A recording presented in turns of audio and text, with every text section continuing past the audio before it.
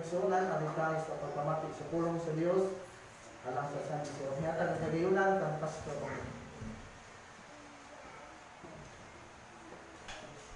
Okay, mayong buntag sa tanan. Darego ng Diyos, diningan kabuntagon. Sa lain na po nga adlaw, no? Pizza 16 karon sa bulan sa Agosto.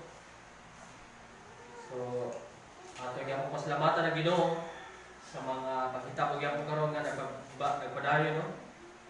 Ka-crisis.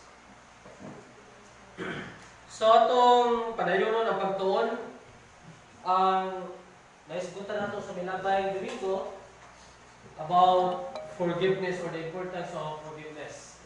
Lalo sa letter F. So, we'll talk about forgiveness.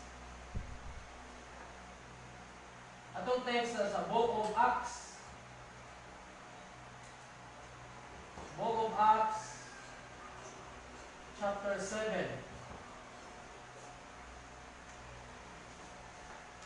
Acts chapter 7. Mag-start ta sa panahon man ni Stephen. 51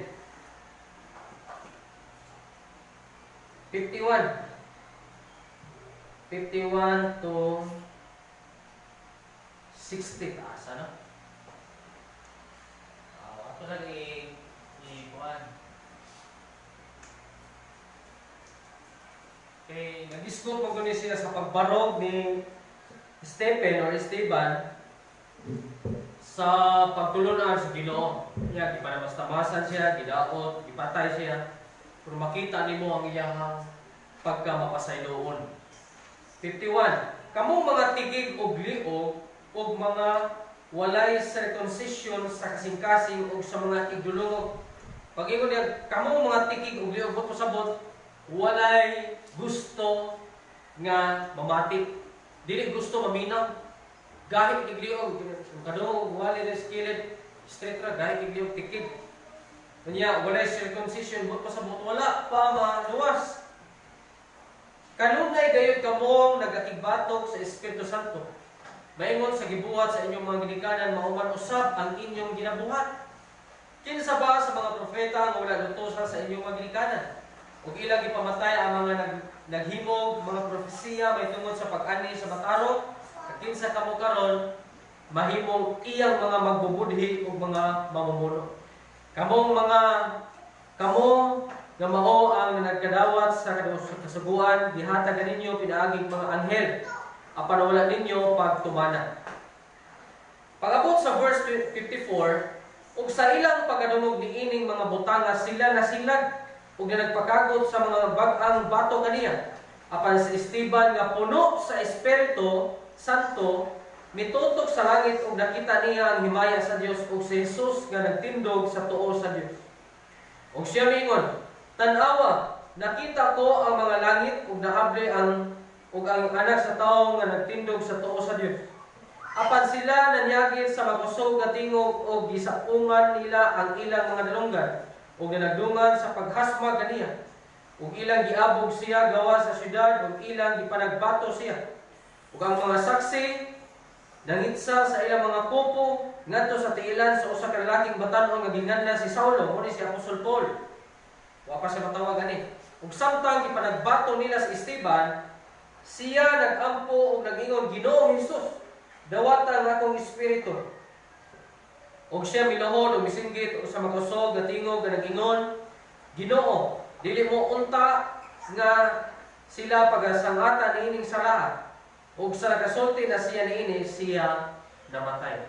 Sa laing version magigsunan, ingon dito, pasayloa sila sa ilang gihimo kay wala sila masayon. That is forgiveness. Laom kay na nga pagpasaylo nga gihimo ni Esteban mga kaigsunan.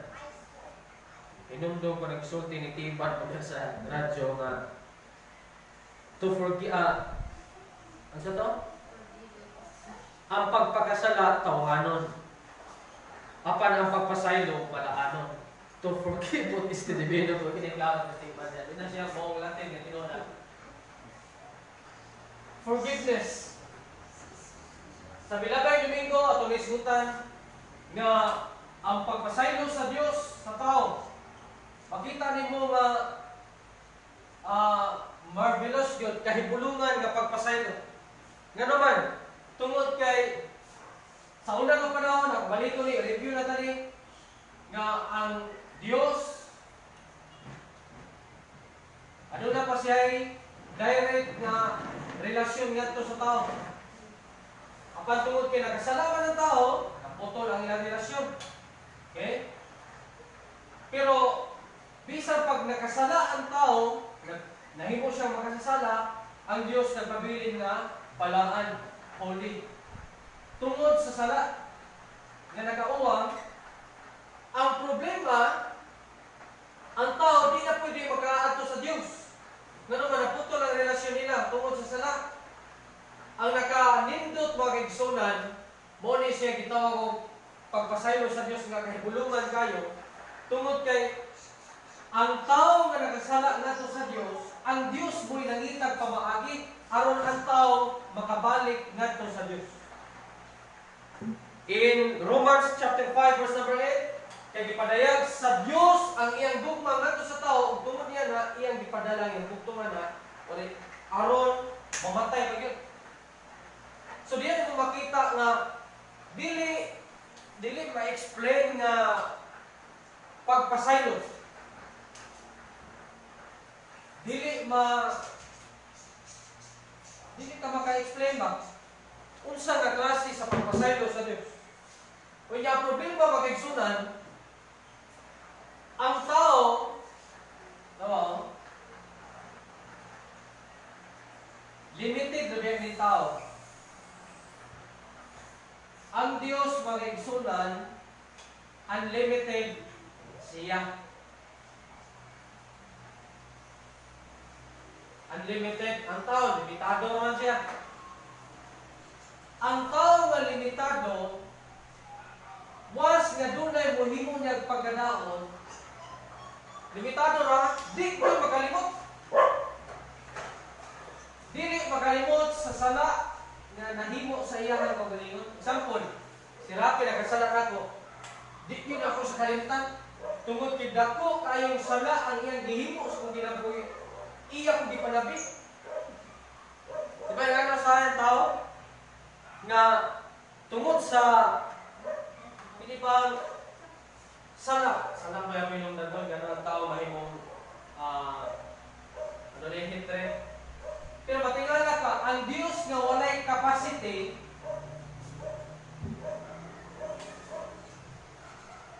diba, numduman na ito nga ang Diyos kining unlimited man. Pero gituyo sa Dios nga makalimot siya sa atong sala. Manawa sa Romans. At arita sa book of Romans yan. Ibong makita niya nga ang Dios grabe ang iyang pagpasaylo sa tao. Nga bisan o ikalimtan siya, ibibiyay, pero nagpabili ang iyang pagkapapasayloon. Romans chapter 4 verse number 7 to 8.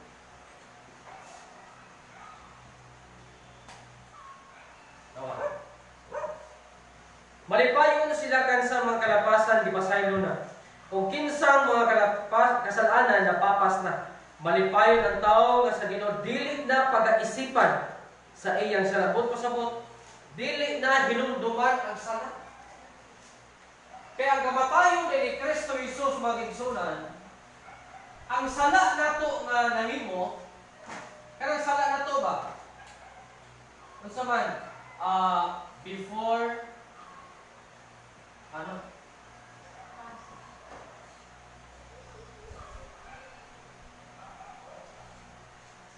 past, present, and future. Kini mo nga sala nato nahimo sa milabay karon ug sa umaabot.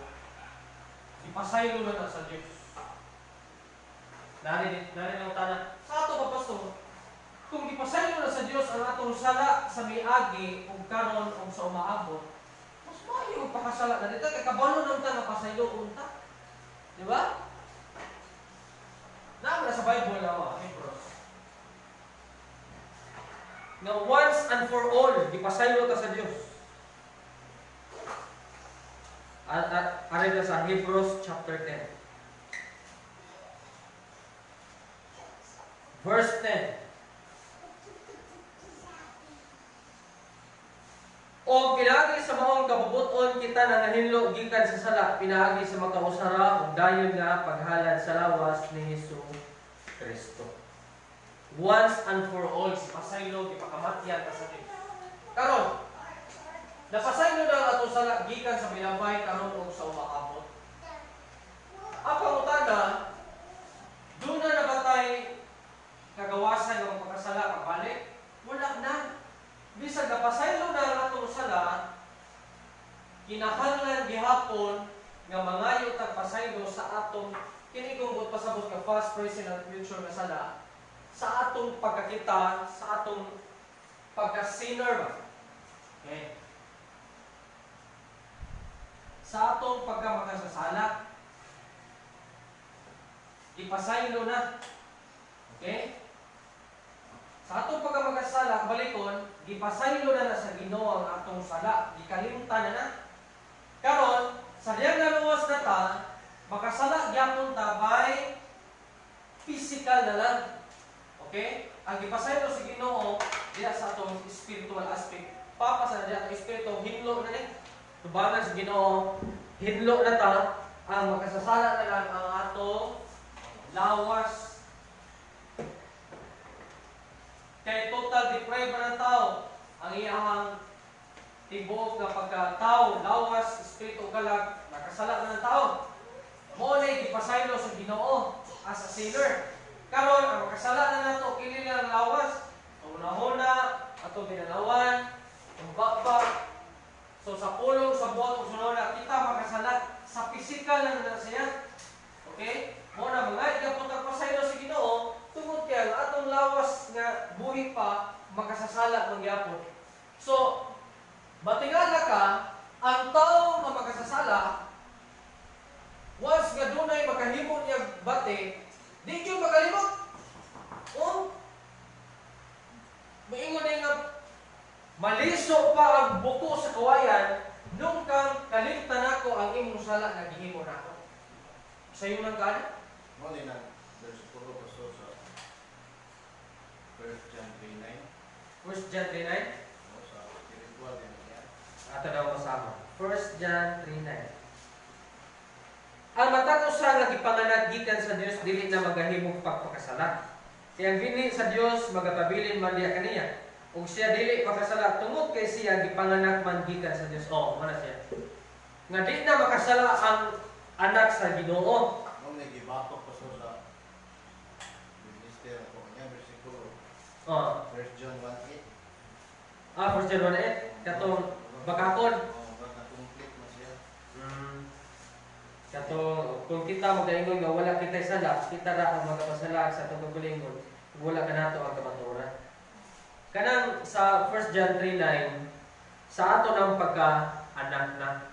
Kaya nahinluan naman ta sa atong sala, sa atong kahit sa unang panahon mga makasala pa ta, gitawag ta kanang mga daotan na tubangan sa Ginoo kay magkasasala ta diya sa sa atong lawas, sa atong kalag o spirito.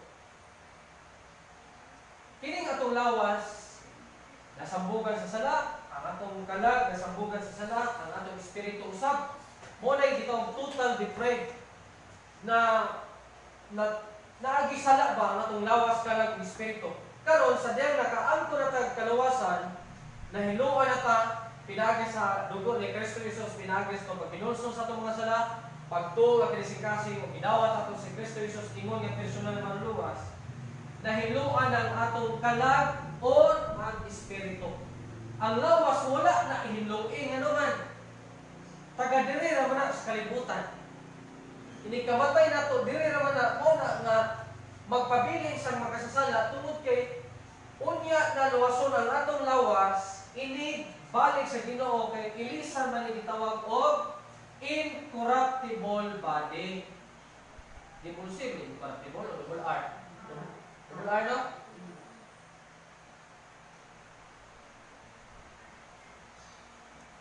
Oh, taga ng incorruptible body, dili na madugta. Kay kining atong lawas karon magkasasala man imo nang madugta na gini siya. So, pag ingon sa 1 John 3:9, dili na makahimo ang ingon dire, ang matapos sa nagipanganak gikan sa Dios, dili na magahimog pagpakasala. But pasabot dili na tinuyuan nga sala. Dili na magahimog pagpakasala. Kaya ang bini sa Dios nagapabilin man kaniya. Ug siya dili makasala tungod kay siya gipanganak man gikan sa Dios. 9 verse nila nga kanang giingon yung version sa 1 John chapter 1 verse number 8 sa ato ng physical. Nga magkasala pa itong physical. Kung ingon talaga, di na ko magkasala kay anak na po si Ginoo. Kasala gyapon, mo bito nang dunay gitawag og kastigo.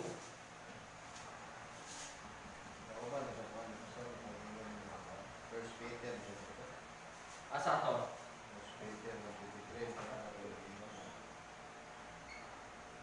Nga, kung sa may istorya.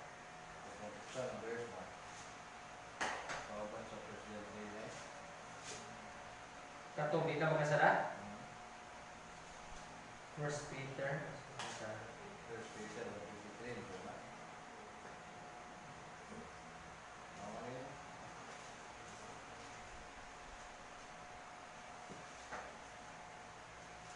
Asa to budget? 1 Peter 1:23. Kamo gikanak pag-usab dili bini madulod na dili sa binhi nga walay pagkadulot. Pinagi sa buhi nga pagpadayong pulong sa Dios. O mo ni siya ang kining binhi nga diskutan mo ni ang pulong sa Ginoo. Unya namunga og kalawasan sa atong kalag. Mo ay binhi.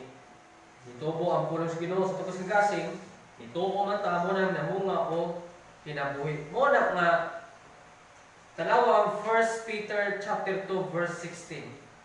Pag kinabuhi ka mo ingon nga mga taong may kagawasan, mao lamang nga dili ninyo pagagamiton ang inyong kagawasan ingon nga takuban sa pagbuhat og daotan. Pag kinabuhi ka mo ingon nga mga ulipon sa Dios. So sa ato ng physical nga bahin, pag kinabuhi ka ta nga dunay kagawasan, di na magpaulipon sa sala. Ngano man tungod kay gawas do naman ta. So mo na nga kini atong lawas wa pag yun siya maluwas. Maluwas na rin siya inibalik sa atong Ginoo si Kristo kada sikan gamit niya. Kay inigabot sa inigtingog sa katapusan trompeta kay patingogol man yun. Inigtingog ana adihan na mausab ang atong lawas. Diha na ka makakita og perfect body. Wala na'y sakit sa hawak. Wala na arthritis. Wala na tayo kipamati. Nga naman, perfect body naman.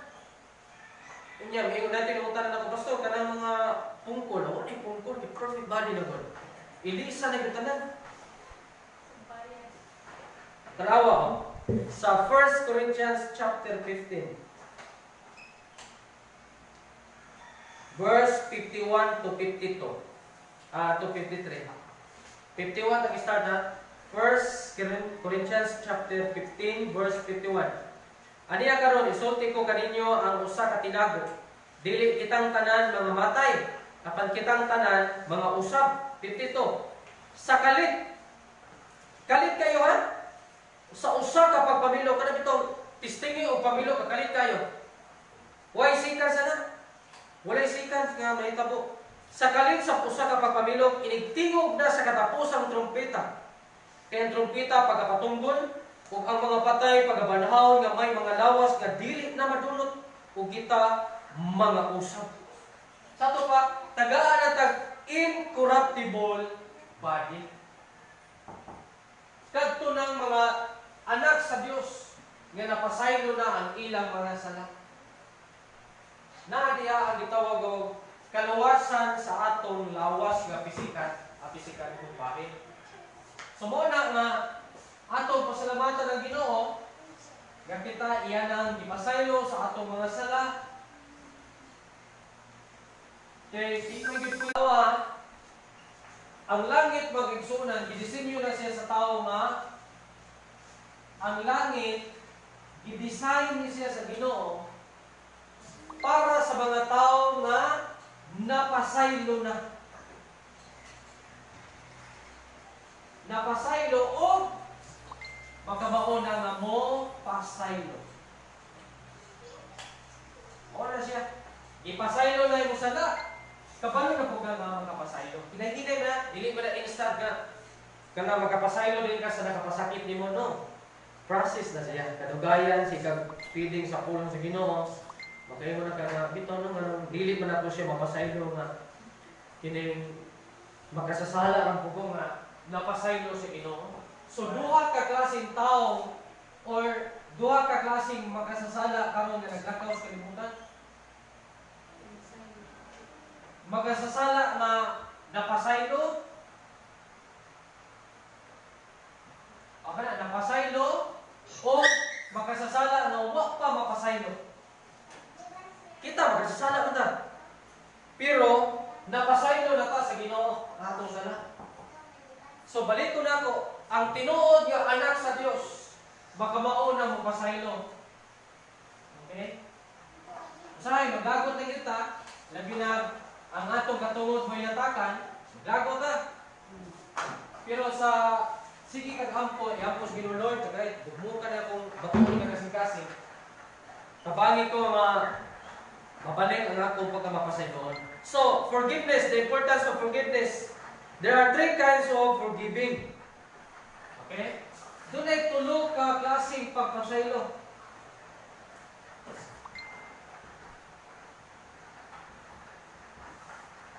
Number 1, forgiving. Number 2, forgiving. Number 3, forgiving na gyapon. Pero ito na-discuss mo. Number 1, at least number 1. 3 kinds of forgiving. Number 1, forgiving by just covering only.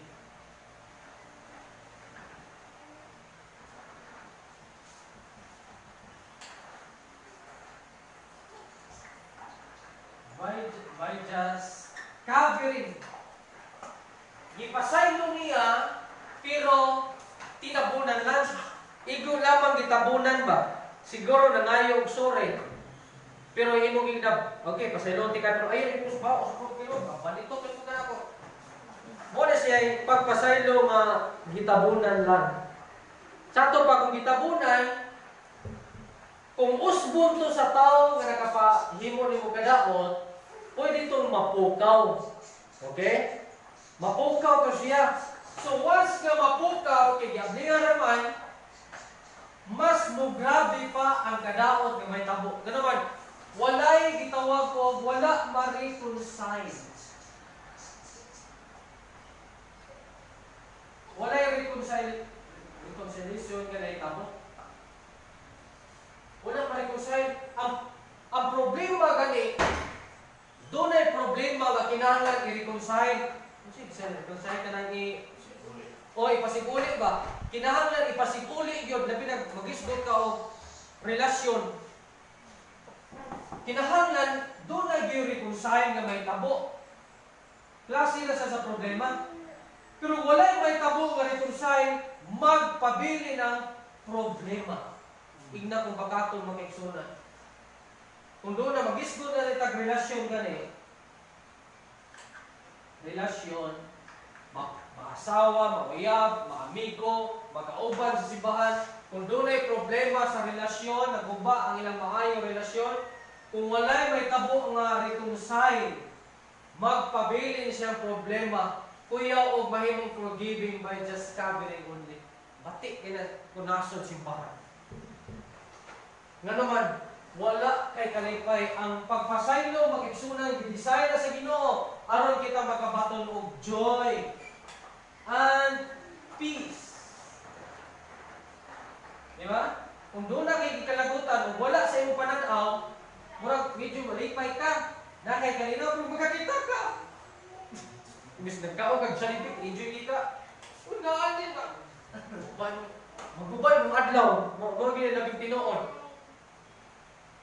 imo din siyang i-block sa iyong Facebook. I-unfriend, no, para makabaton kay mo i-isolate mo kagalingon ba. Mo na bantayanan kay once nga mahitabo na si mong ginabuhi, i-isolate din mo kagalingon ngadto nila. No. Kabantay ka ng sa eskwelahan baron nga niabot ka sa imong mga barkada nga. Tanaw nimo sa layo pa sige katawa, sige na katawa, ikabuti mo mahilom. Imo na negative na, ako gigilig pa ani.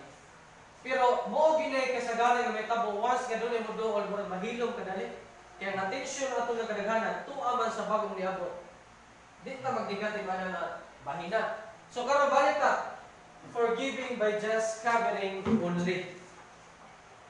Siguro na-respect ka na hitabo, na-respeto lang po niya kay kuan man ka na sa dami, taas mo ko sa granggo, pasilungan na ko siya, nagtanaw ka sa posisyon ba? Or nabalaga ka, imo lang gipugnan, dili ka gusto o gubot, mo na problema makaigsunan. Di yun na sa tinuod kapag pasaylo, ano man? Naglikay lang ka, kay basing o maguba ang inyong maayong relasyon. Kung ako siya sultian, kasi masuko siya. Ay, babae ba nga kauban na mo si Binali sa una? Bahog yun siya ilaw kinoon.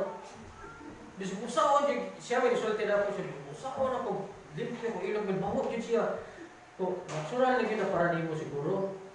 Niya, ikaw Will, sa may mo, gigna ko niya ba, sa may mo pag-approach para dili masakitan ng tao nga ingana. Kuan, yung birthday niya, ako siya nagagano ng roll-on o tawas. Dili kayo halata. Di ba? Niya, pakapinan mo gamay nga make-up. Dili kayo halata. So, magamit yun niya.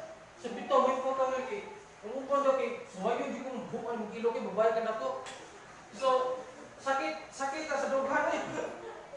So, muna nga, maulaw ka masulti, tungod kay basi maguba ang relasyon. Pero sa Biblia, magagsunan, gisulti yun nga, open rebuke is better than secret love. Di ba? Bahalag imong badlongon nimo siya sa dayag. Kay mao na siya usa sa sign or usa sa simbolo nga concern kaniya. Asa na nakita? Proverbs chapter 27 na? Verse 5. Okay, maglulusok, sultian mo sa dayag. Tanang siya, pero kadungo. So, aras public siguro. Oo, depende po sa dayag kung kay naway uban po nga mo pakulawan lang po. Mali, dan tao. Ikaw ba kita mo ko ana nga di badlong yung sa dayag pero mo sa gyud pakulawan eh sa pati din mga pulungan yun. Sumuna ingon ang Biblia maayo pa ang pagbadlong sa dayag kaysa gugma nga tinago. Sa to pa ang correction kinahanglanon yung kayo pero depende sa pag-review. Yung badlongon siya sa dayag pero depende sa approach mo pong ikaw, dako lang kaon nimo, adyo kay sige na kaglaag. Di na po na siya pagsaway nga dunay gugma. Pagkaulor na siya, di ba? So, mo na nga ang problema nga walay mahitabo nga pag-reconcile, magpabili jud sa problema bisag pila pa ka tuig, bisag pag 10 years pa na mahitabo. At 10 years na nilabay, magpabiling din na siya. Nga naman, mato kanila ang kapanahunan mo paayo sayo. Dili gyud mo tambal ang panahon makaigsunan. Ang panahon igo lamang na siya mutabon sa sakit imong gipamati.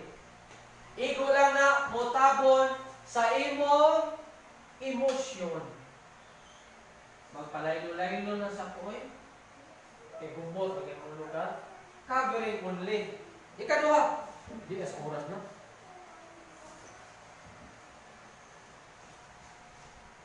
Forgiving by just walking away.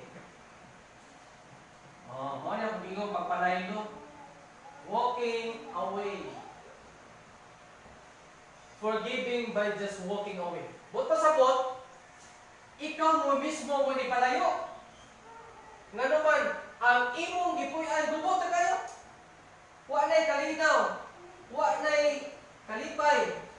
Wa na'y kinabaliko, di na kinabulutras, di na kaganahan, pahumot, nga naman, wa pa kay kalinaw. So, once ka mahitabo na sa mga ginabuhi, Palayo ka. Kabantay ka na may mga salida, no? Kita hiling kita salida. Kana mo palayo siya ba gusto niya nga kalimtan niya yung problema. Kung ang problema makaigsunan, mo ni siya, depende mo kana sa sitwasyon kung ang imong giproblemahan mao ang lugar. Okay ra, di ba? Pero kung ang imong problema naa sa tao nga na lugar, magpabilin man na sa imong mindset. Imong nahuna. Naka-mindset naman na siya. Kinigang tawana, kinitawana. Bisang pag-ibiyaan imong lugar, pero naa man siya imong nahuna. O doon na po yung mga sitwasyon nga mo pahinumdum nimo. Iyag kong gidaot. Ako siyang gisulti mo, nabantayanan kayo mag-igsunan. Pilion gini mo mga friend, ha? Mali siya, oh. Kung kontrobersyal na gani kaayo, ay basta-basta o sulti sa imong friend, isa mag-best friend ba na nimo? Kung imo sultihan imong best friend ka, nutok isulti nimo ba? Best friend kita. O naman ka. Ay, yung sabahan nga. Gibunti ko. Okay, best friend ba nimo? Sa lagi, giliti kay sulti mo ba? Karon kaya away man ko. Pag away nimo ninyo, iya labi na katong best friend murag kanang ubos siya o kanang alanganin siya, ang iyang buhaton ipanabi kaniyang ngadto sa iyang lain nga friend. Oh, mo na siya na ganito. Kato pong friend yung gisultihan, naputid best friend dito. Katong iyang best friend, naputid ang best friend, hantod kani abot ni balik timo. Tibok barangay, nakasult, natibalo na mag-ibuli ka. Muna chismis mag-igsunan.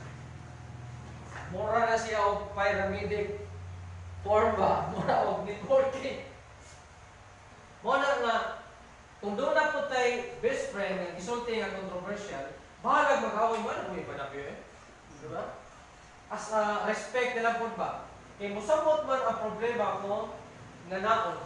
So muna mag-igsunan, ayaw gito bote nga mapasaylo ka sa usna tao pinaagi sa pagpalayo nimo para di na nimo makita ang iyang naong. Ina na ba kaparehag naong ra ba? Ito na bitaw di kipre kayan. Ulaw lang kayo kung musampit ka nga di mao di ay. Kapilay ko artiste nga na di ko di mao. Kung tanong ko, mao may isip ko. Sampit ako di ko mao lagi di ko dingi. Semua na makiksunan ulaw kayo. Yan sakit sa dughan. So, ang giyon sa Biblia, forgiving and forgetting. Dumuti na? Ang pagpasaylo o ang pagdikalimot. Kalimtan na, mga naglabay, dili kayo magbalik-balik. Kaya once nga balik ko na to number 2, forgiving by just walking away. Ayaw di kaya problema pinagi sa pagpalayo. Dili mo pwede mabilin ang problema sa Cebu kay Mato kag Manila. Naman sa tong nahon. So ayaw talit niya problema kung kini wala pa masulban. Ayaw sulbaran pinagi sa lain problema. Mo create na lain problem. So forgiving and forgetting, Hebrews 8 verse number 12.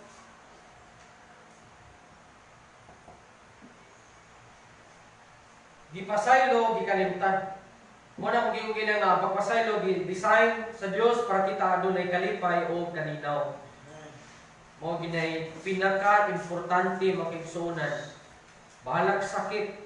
Ako ginsunan, ipasangin lang ako nga kawatan ng manok sa sakinas dugan.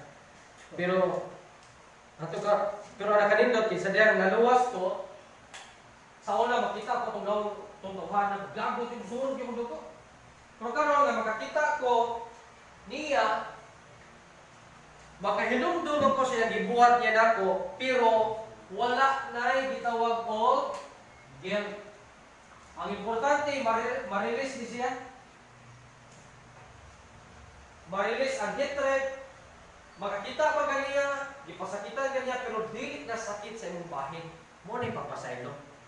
Nga makahinumdum kasi ang gihimo sa imong kinabuhi. Pero dili na kasakitan. Mo na siya ang tinuod nga nakapasaylo na kaniya. Okay? So, forgiving and forgetting. Pareha sa Dios. Ang Dios nga dili mahikalimot ha. Nalimot pa nga verse nga dili makalimot ang Dios. Hebrews magyapon na. Hebrews chapter 6 verse number 10. Tanawa. Sa Hebrews chapter 6 verse 10, kay ang Dios dili hiwi nga tungod ni ana hikalimtan lamang niya ang inyong buhat ug ang gugma nga inyong gipadayag alang kaniya. Pinaagi sa inyong pag-alagad sa mga balaan ingon sa inyong paghihapon ginabuhat karon. Dili gyud ay makalimot ang Dios.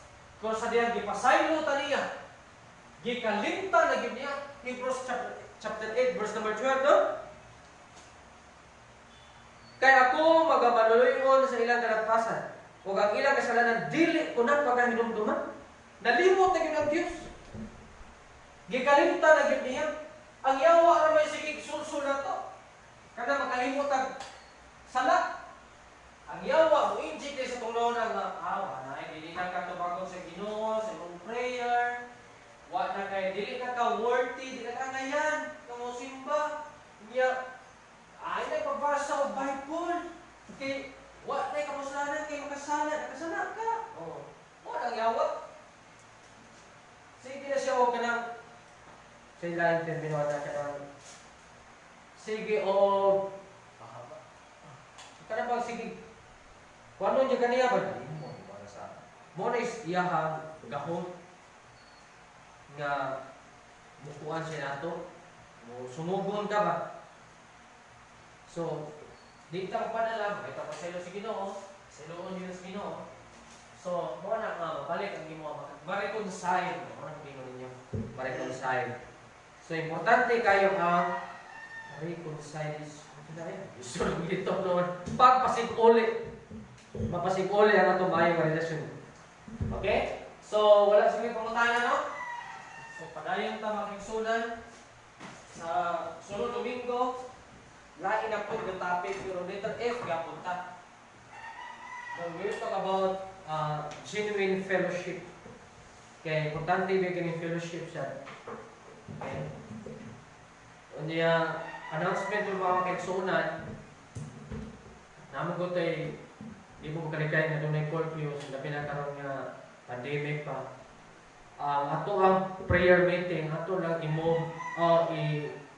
i-atras ato sa hapon para maka-attend yun ta kay gabiin naman ko lang itong meeting niya kining kasi nga na maka-question ba tapos gabi sa ato lang kuan sa oras nga alas 3 siguro alas 3 at least makaulit ta mga alas 5 or alas 4 kapin so karong Merkules pizza 19 na? Okay, 16 minutes na sa dito. So, karong Merkules, mag-start ang ito ang prayer meeting alas 3 sa hapon. Okay. Walay tao wa maginahanglan og prayer karong panahon na.